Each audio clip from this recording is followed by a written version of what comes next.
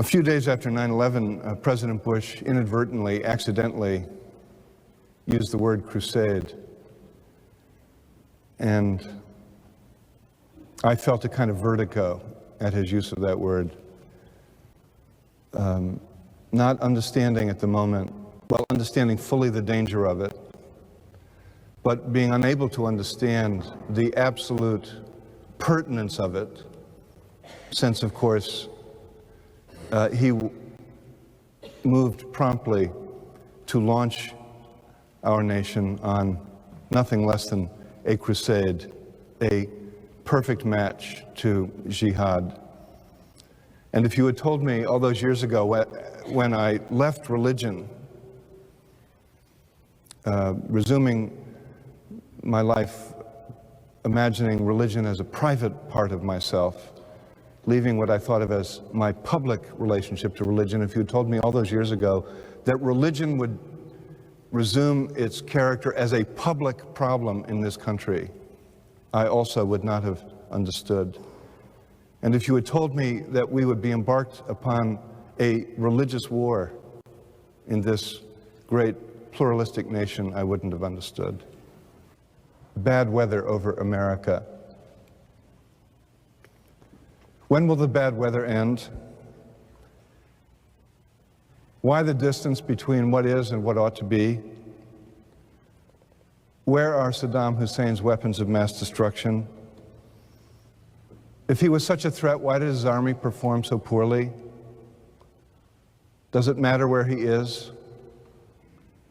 If the war in Iraq was not about oil, why does the United States insist on its indefinite control? If the war was instead about democracy, why are the Iraqi people, including Saddam's proven enemies, excluded from authority?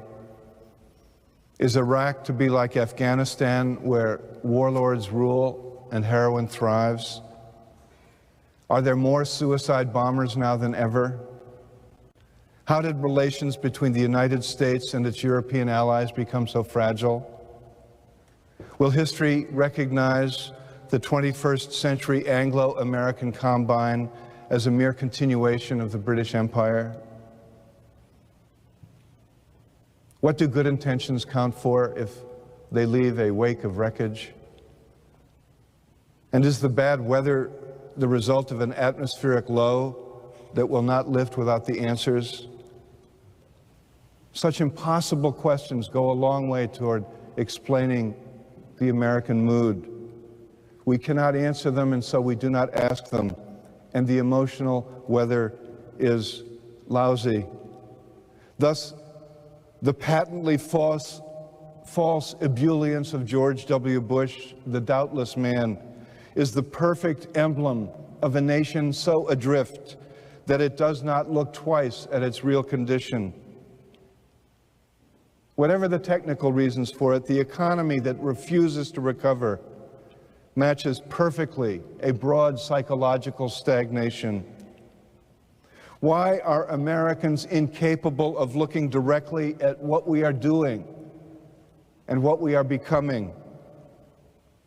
Abroad, the United States wages war on such vaporous pretexts that when they dissipate in the first breeze of mourners wailing, Americans take no notice. An old liberal dream of world federalism is replaced by a program of American world dominance. Can we dare to ask why? An answer is apparent this very day in Iraq. The distance between what is and what ought to be there is so vast that only an act of communal self-blinding keeps Americans from seeing it. The dark national mood has many causes, but one cries out to be reckoned with immediately. The Iraqi war is a pack of lies, and Washington's war on terrorism is a cynical manipulation of fear for the sake of power. So far, the United States have willfully participated in this Bush-led charade. We have done so out of the very insecurity that they tell us not to fear. As if the charade, however much it wrecks the world, will protect us. But our underlying sadness indicates what we need to know. America was not meant to be like this. We are no longer ourselves. The bad weather will not end until we face that cold truth and change it.